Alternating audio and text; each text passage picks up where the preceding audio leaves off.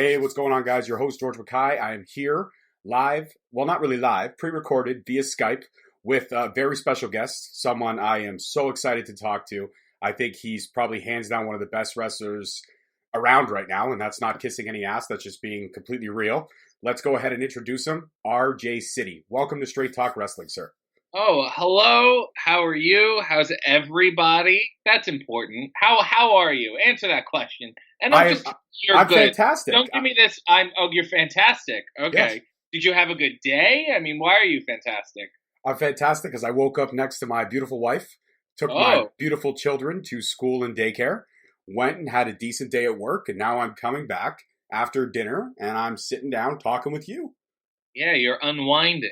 Yeah, I'm very relaxed right now. What did you eat? What did I have for dinner? Well, I don't know if it fits your dietary regimen, but I had McDonald's. Oh, but what did you have? They have quite a diverse menu. I had two junior chickens and a medium Coke. Wow, very nice. Yeah, I'm a big fan of the junior chicken. I'm not so much a fan of the full McChicken, but I do like the junior chicken. Yeah, sometimes you can have too much McChicken.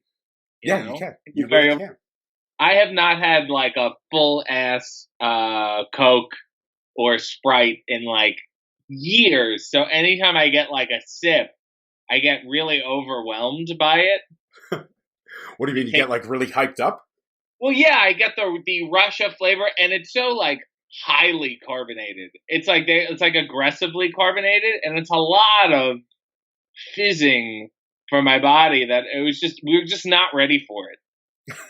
Uh, So do you like the how do I put it, like the Perrier's where you get the kind of carbonation but it's still refreshing, or I've had so much carbonation. I used to like Perrier. Now they have LaCroix, which is like Perrier for assholes. And then my grandfather has the wonderful Soda Stream, which will carbonate the water for you. that's And that, I don't have one of those, but I heard they're pretty cool. yeah, I mean, for my grandfather, that's the equivalent of Jesus turning water into wine. Hey, that, you know what? That's pretty close, pretty accurate right there. A very Yeah, accurate interpretation for sure. I mean, don't get me wrong, the whole wine deal was cool, but if he could just throw a couple bubbles in the water, I think everyone would have been just as happy. I I I have to agree with you. There's not much I could disagree with you on that statement. Yeah. And then what do you fucking say, to him, you got to taste that wine. And my question, and I have so many questions about that, is it a Cabernet? Do you know what I mean? Yeah, What is that wine? Where did those grapes come from? How does Jesus put together a wine? Where is it on the dryness scale? And what if you taste it? You know when your friends have their like, oh, I have this my own label of wine. I made it myself. They're all shit. They always suck. But you got to pretend you like it. I mean, imagine saying to Jesus like, oh yeah, this wine's great. Imagine having to lie to the Lord about how good the wine is. yeah, that's gonna send you right downstairs for sure. You're not gonna go to a ticket upstairs. That's 100% sure on that. Yet, yet, according to the scripture, he was essentially human, just like us all, and he ebbed and flowed, and he was not perfect.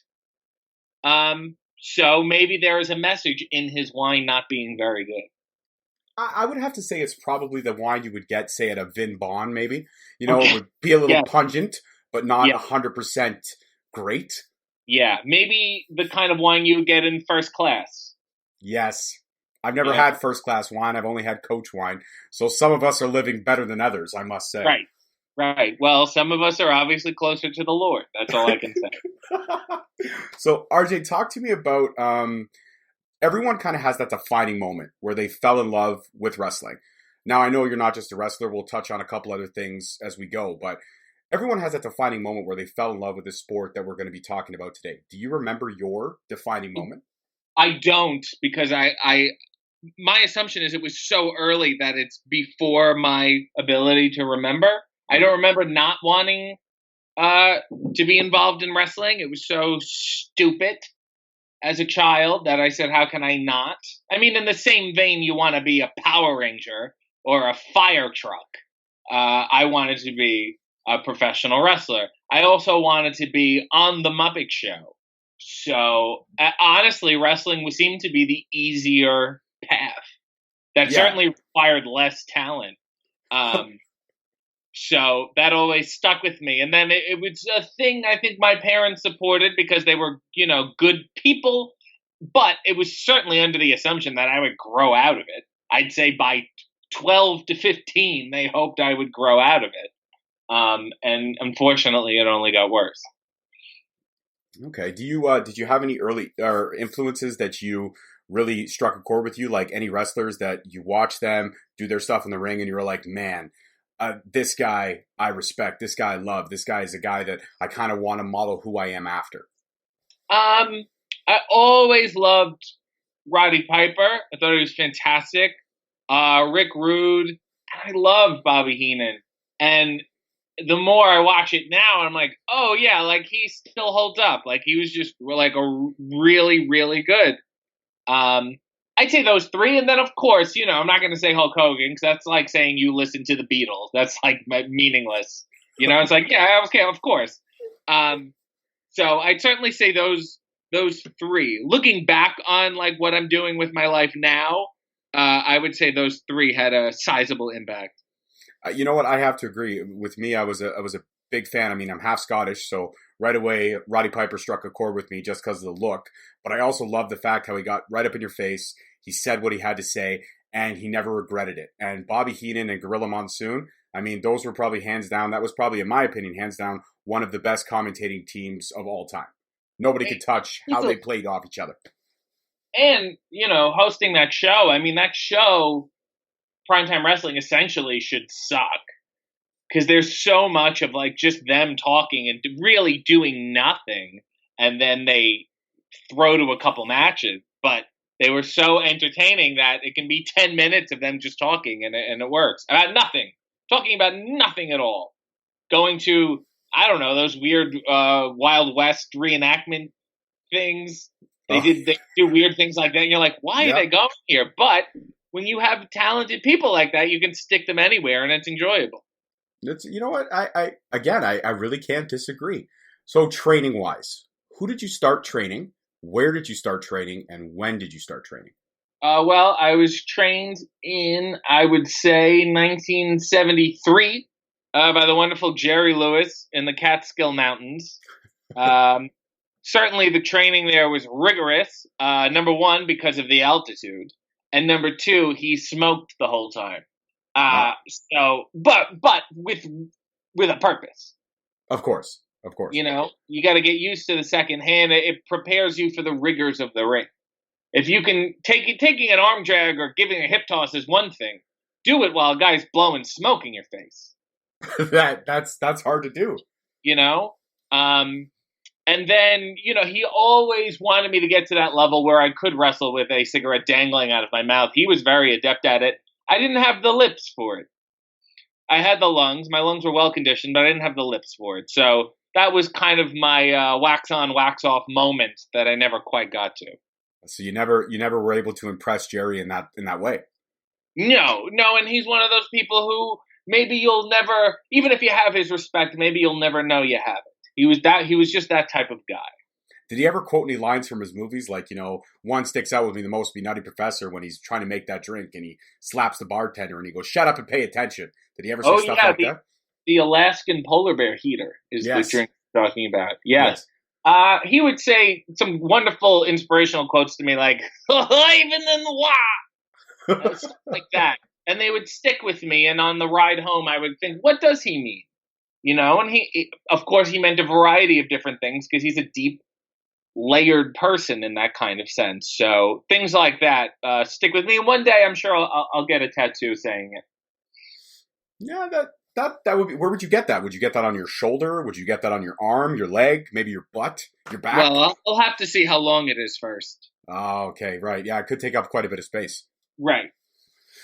In terms of your career and all the great things you've done, doing my research as I always try to do to prepare for these interviews, I watched a little bit, not all of it. I wasn't able to finish it, but I did watch a little bit of Monster Brawl.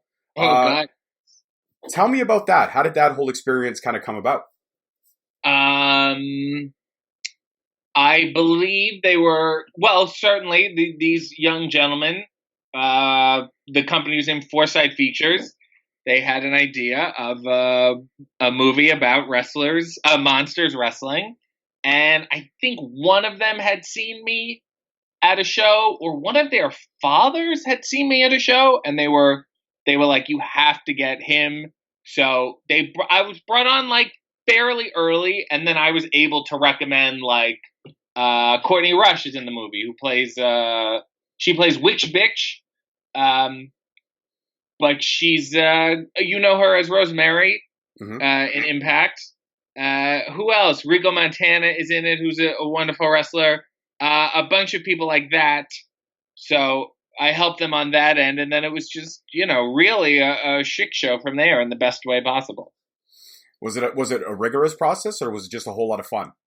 Oh, no, it was terribly, terribly. I mean, it's weird always wrestling without an audience. It's like so much less enjoyable when there's no one reacting to what you're doing, and you have to do the same thing over and over again.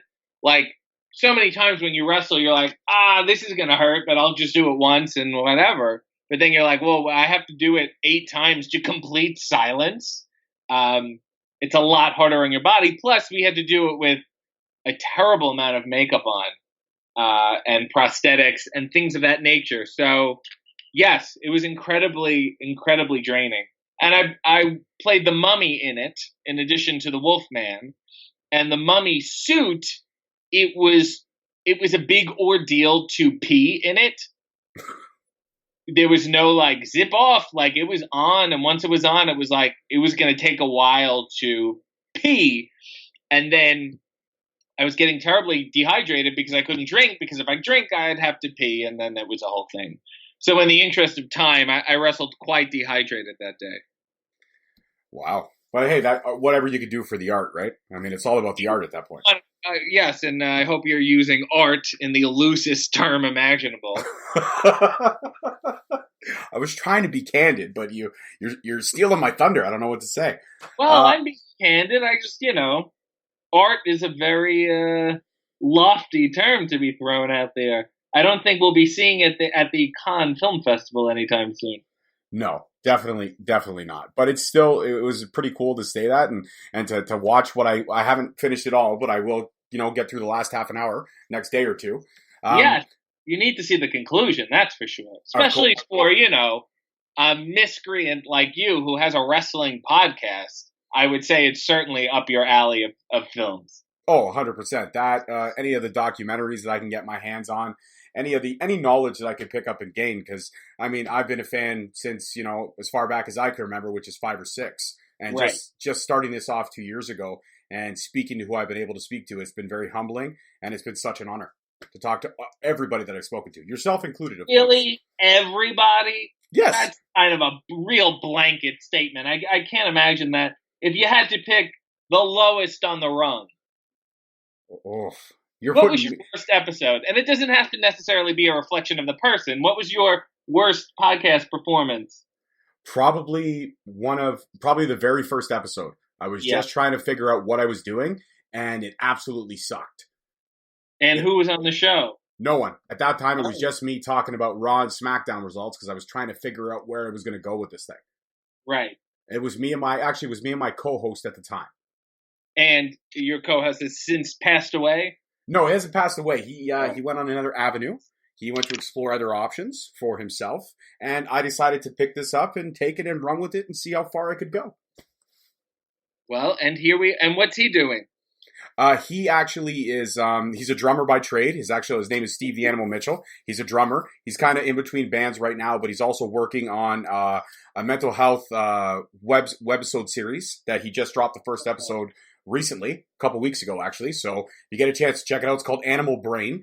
It's about him and kind of his up and down paths in the mental health side of things. And he's also got a budding photography and videography business. So, wow, well, isn't that nice? Yeah, he's killing it, doing his thing, and I'm killing it, doing this. So sure. Again, killing it is a loose term, but continue with So talk to me about your love and your passion for the Golden Girls, especially Bea Arthur. Tell me where that kind of stems from. Yeah, it's really more or less B. No offense to the other ones, except for Betty White, because she's a scumbag. I think B is wonderful and fantastic, and Jerry Lewis said to me, that's someone I should really embody. Put Rick Rude and Roddy Piper aside, that's someone who he likened me to, and I thought that was very important. And I pay tribute to her with my finishing move, Knee Arthur. And in many ways, when I pull that knee pad down, I feel like she comes through me in a wacky seance kind of way. But so it was Jerry Lewis that turned you on to her, or did you kind of find her on your own? Well, I found her I mean, how can you not find her? But Jerry said, no, study her. And she really reminds me of you, he said. And I took that to heart. And I tried to, live up to her work. I think to myself, what if the wonderful Beatrice Arthur was a wrestler? What would Bea do? So that's a motto I have in the back of my head. And maybe I'll get that tattooed next to the Jerry Lewis phrase. You're filling up your ink very quickly. I love it. Yeah, I know. I don't know. Whatever. Maybe I'll just get a henna. That way, if I regret it, it'll be done in a couple weeks. Yeah, that's probably a smart choice. It's kind of like a try before you buy kind of deal. Absolutely. I miss the old press-on tattoos. They were the ones you used to get at the grocery store in the bubblegum machine for like 25 cents. Yes, they were terrible and also wonderful at the same time. They did have that cross between. So I actually did, this is kind of, in doing my research, this is kind of something that's burned a hole in my pocket. So I got to ask the question. You and David Arquette, I watched the kind of whole thing you posted on Twitter, like the whole anthology of the beef. Yes. And I got to say it was hilarious. The whole thing was absolutely amazing. Your promo skills are fantastic, much like Roddy Piper, so I can understand why he was an influence. But talk to me about that whole anthology of that coming together. Did the beef start? I mean, you showed the whole anthology, but it didn't really kind of mention a starting point. It just really much mentioned you in the one video making coffee in your underwear, saying that he had been responding to a lot of your tweets. Was it him that kind of got the ball rolling, or was it you kind of saying, hey, come on, let's see if I can fish for a B-style celebrity, and he just kind of popped up? No, he had followed me. I think a friend of his was a fan of mine. I said, you got to follow this guy. And he followed me. And obviously he liked me because he was just hopping on my tweets. Just in I guess in an unassuming way. But he kind of walks into situations like that in the most genuine way possible. Genuinely annoying.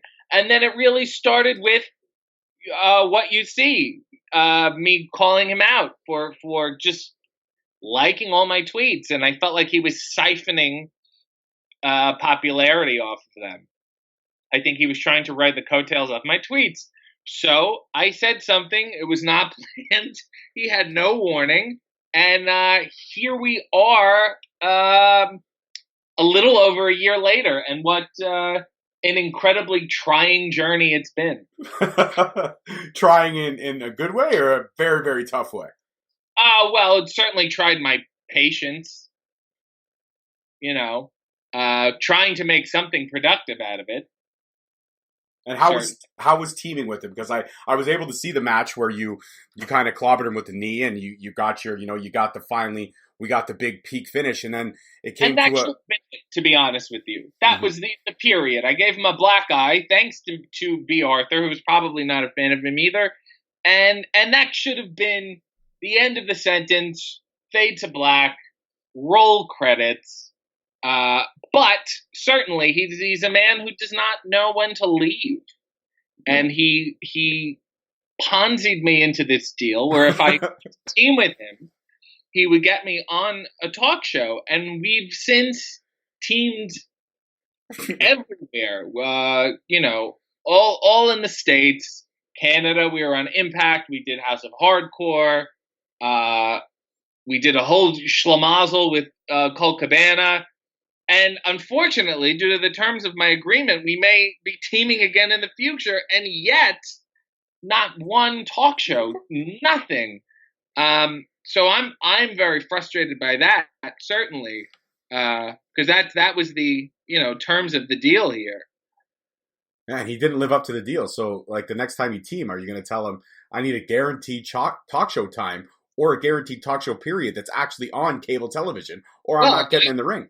I'm telling him every day, and he's saying, "Oh, I called Maury, they didn't answer." I think Kimmel has perhaps blocked his calls, so we're really finding out the extent of his celebrity reach. It seems, but I have faith.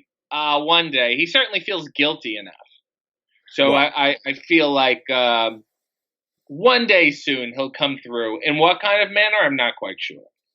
so I was actually able to. My daughter wanted me to mention hello to you because her and I were at Destiny Power Slam when you kind of made your return to Destiny Wrestling in Mississauga, and she loved the whole shtick that you did with Jim Hacksaw in the ring. She loved the Golden Girls theme, and she actually got to take a picture of you, which I shared on my Instagram. And she thinks you're absolutely hilarious, and she just wants to know how it was to be in the ring with a Jim Hacksaw Duggan, because I do as well. Because I mean, he is a legend in the sport. Yes, he has incredibly. He's one of those people where you're like, oh, like this is the way like wrestlers look. He has a very like that's what a wrestler used to look like. I'm like, he has very large hands, incredibly large fists. It's the craziest thing, and I know him because we've been on shows before, but I've never worked with him, and it's kind of I'm sure it was a lot for me to explain to him what I planned on doing and who I was. It was a lot to take in, but he was game and he was sweet.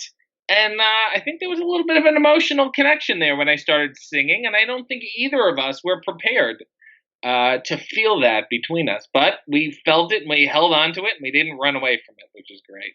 Yeah, you kind of meshed the whole thing together, and it was great to see you back at Destiny. I mean, you were a former Destiny World Wrestling Champion. I mean, it's got to be a big deal to kind of come home to the company that you were the top of the mountain for a bit of time, right? Yeah, I guess. I mean, whatever the mountain is, I do what I do, no matter where I am on the mountain, whether I'm on the top or the bottom. Well, whatever. I'm not a bottom. I don't want you spreading a rumor that I'm a bottom. But wherever I am on the card, my deal is my deal. So I usually focus on that. In terms of your social media and how fantastic you are using it to your advantage, one of my favorite videos that you posted was one I think you posted, it was a couple weeks ago, and it was how to cut a promo. And you just lit it up. Where do you get the inspiration for the videos? Because, I mean, if I'm an up-and-coming talent and I'm trying to break into this industry and kind of trying to find my way, I mean, you're kind of giving out a lot of great tips and charisma and stuff for free. Where do these ideas come from? Do you just record them and hope for the best, or do you actually plan them? Are they very situated in when you release them and how you release them? I release them as they come. I feel like they bubble up inside me due to resentment and anger and bitterness. And then the next thing I know, I go, oh, I have a whole video here. So they're not, I don't sit down and go, I have to come up with a video.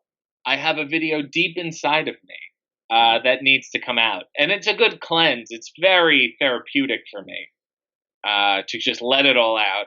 And then, who knows? If you want to be a wrestler, now you have a handy video guide. Maybe I should be doing a master class, one of those online deals like Scorsese does, and Kevin Spacey did. But for some reason, I can't find those videos anymore. I don't know why. So, yeah, maybe I should just, I shouldn't put them out for free. Maybe I should just start charging people. And, I'm able to give back what was so generously given to me by Jerry Lewis all those years ago. In terms of, let's think down the road. Let's think, I don't know, maybe not so far down the road, but let's think dream match. If there's anyone in this business, independent or in one of the major companies, that you would love to get in the ring with and wrestle, who would it be and what type of match would it be? Well, I did say after David, which is certainly something I was not anticipating, that anything is really possible.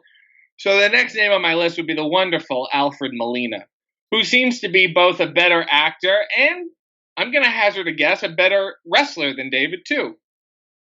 I think he'll give me a good run for my money. I'd love to hear the City versus Melina promos. I think that would be a very hot item. Beyond that, there are people I enjoyed wrestling that I feel like we should do it again, probably in a deeper, more meaningful way. One of those people is Dalton Castle.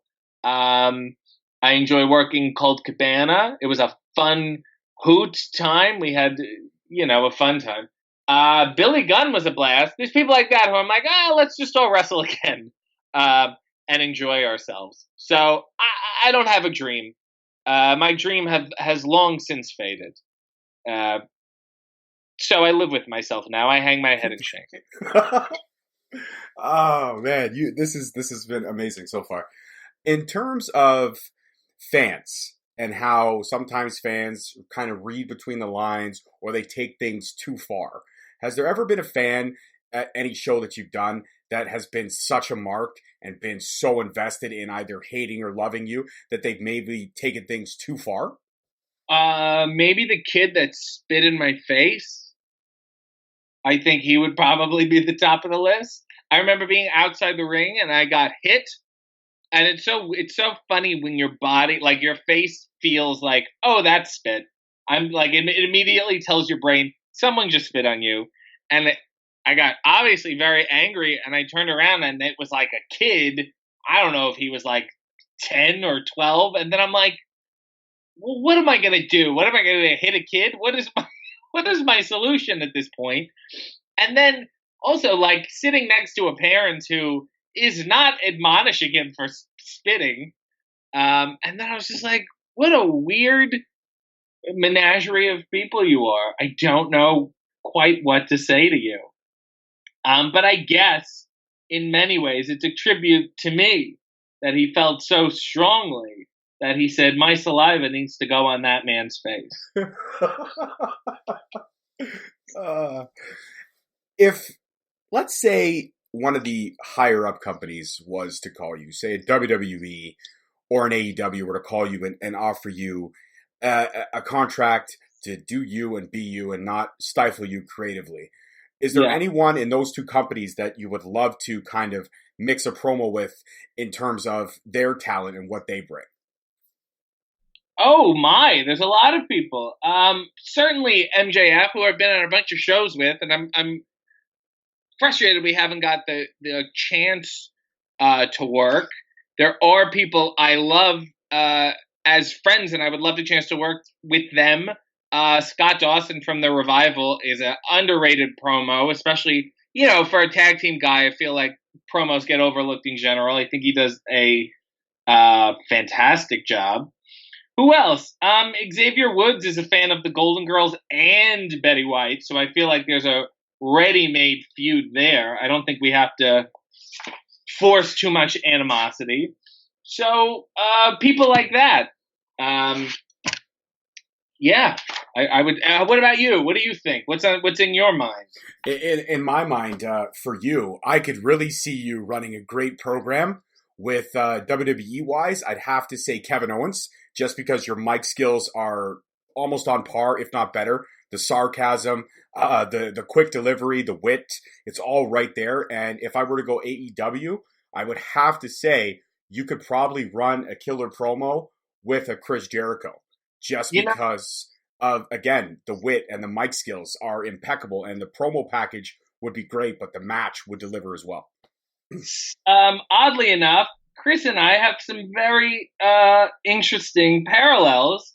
We've both had our own web series on CBC, and we both hosted Sunday Night Live at Comedy Bar in Toronto. So I think we're on more equal footing than perhaps we realize. It seems to be. It almost seems to be like your paths are destined to connect at one point or another, and I think that would be a match that would deliver on all scales. But I am intrigued by the possibility of the MJF feud, because I think, again, because he's so charismatic, and so are you, that would be one heck of a promo package. The back and forth on that would be easily sellable to anybody who would pay for it. Or maybe it's too much of a good thing, just like you can have too much of McChicken That's You true. know, That's true. maybe there's not. The best part is when you think something will work and there's zero chemistry there at all. Um, Has that ever you, happened? Have you actually oh been put in? yes, Okay, yes. can we talk about that? Yeah, I'm trying to think of people who are like, I can't think of specific examples. Maybe one will come to me, but there's been situations where I thought, oh, this will be great. And then a lot of people will, a lot of bookers will make the mistake of booking me against someone who's similar to me. Or they do this a lot. They'll book a high flyer against a high flyer or a technical guy against a technical guy. And I think the fun of wrestling and the psychology of it is in the contrast of a high flyer against a brawler or a technical guy against a dastardly heel. Like the contrasts to me are what's fun. I mean, if it was Andre the Giant against Andre the Giant, it would be very lumbering. You know what I mean? Yeah. You need to ebb and flow. You need a funny guy. You need a straight guy. You can't have two Bud Abbotts or two Lou Costellos. You can't do Who's on First like that. So you need a little bit of both. So I always strive for. There's some people who I don't anticipate on having chemistry with, and then it feels great.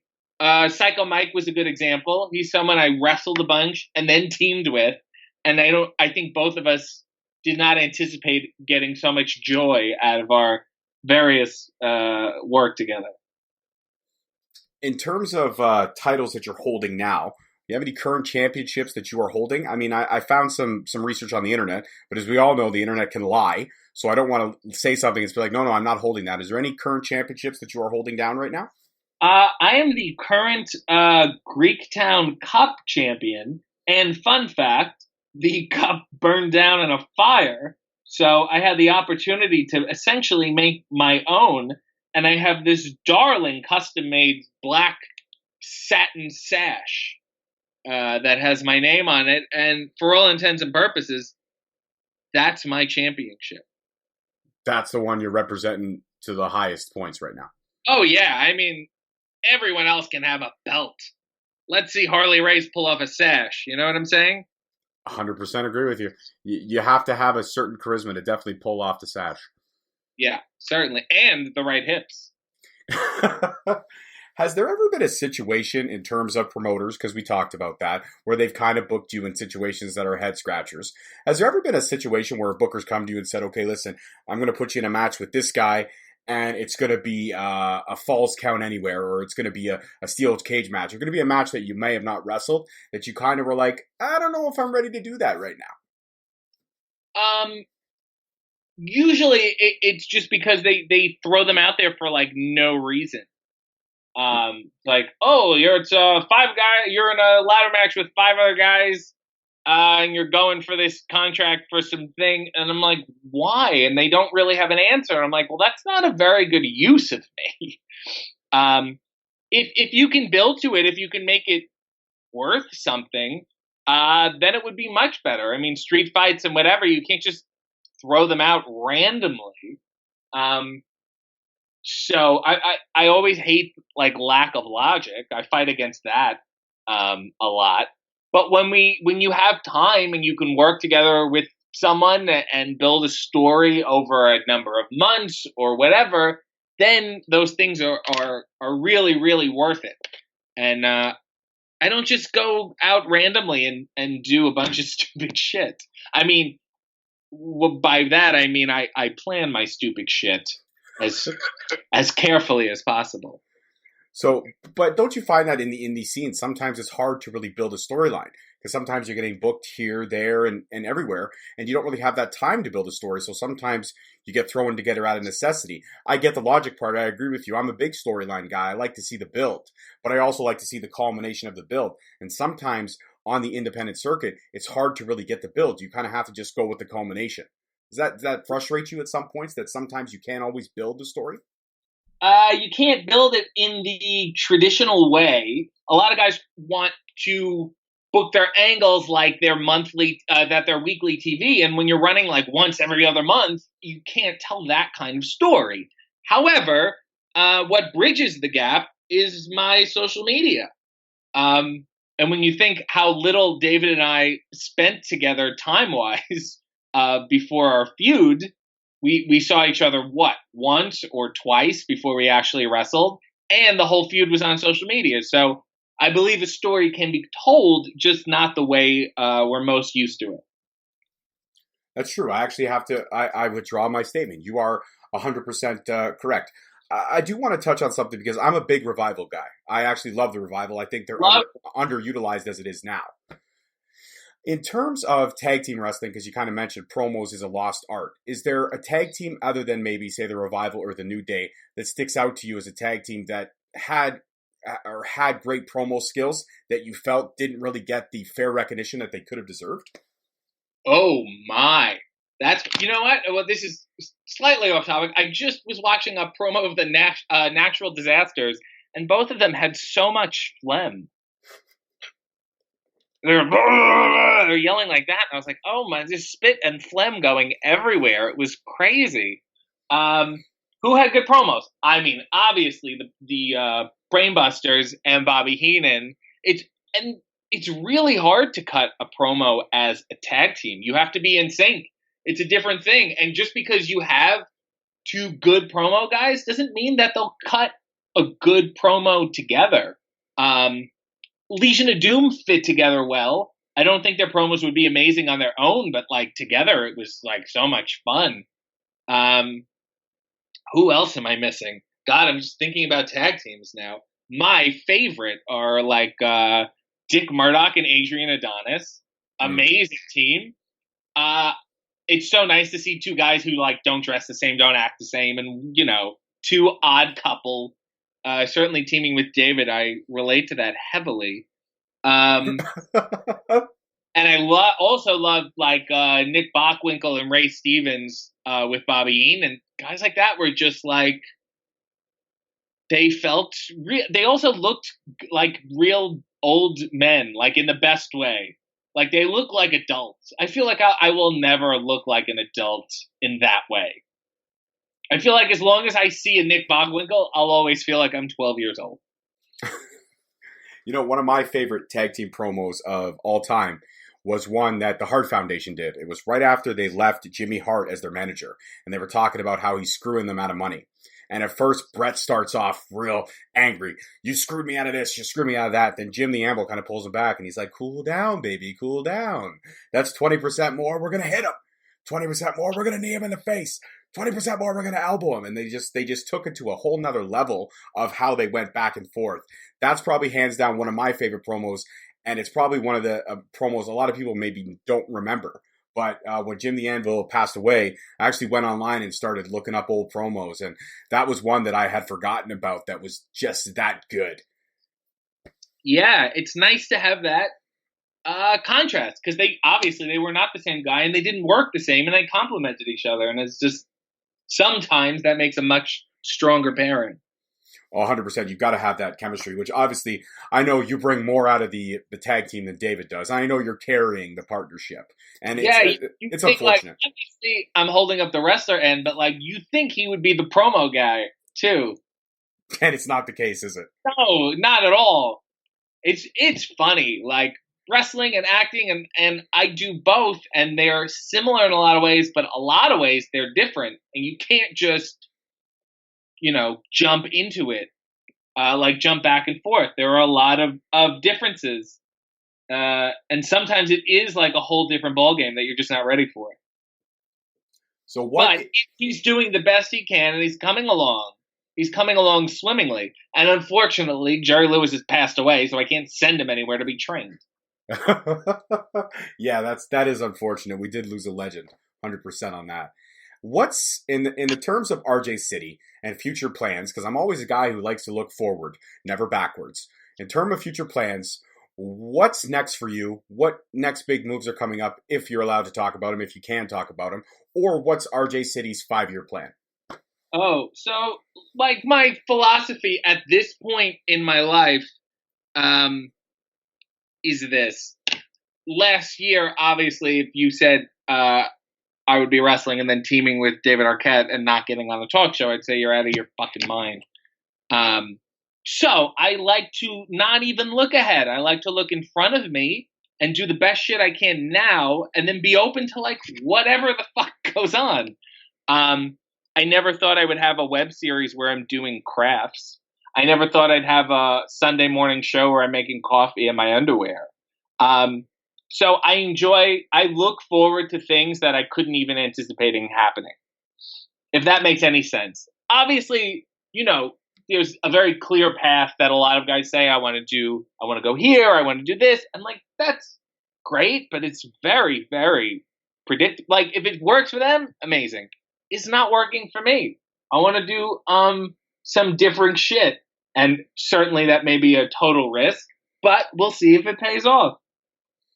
No, I appreciate the answer. The answer's honest, and that's what I look forward the most. As much as these interviews are fun and lighthearted, I always appreciate the honesty and the straight upness, hence Straight Talk Wrestling. So I appreciate that. That's kind of all the questions that I have. This interview's been an absolute blast. Thank you so much for taking the time. Did you want to shout out your socials and any upcoming shows that you are appearing at?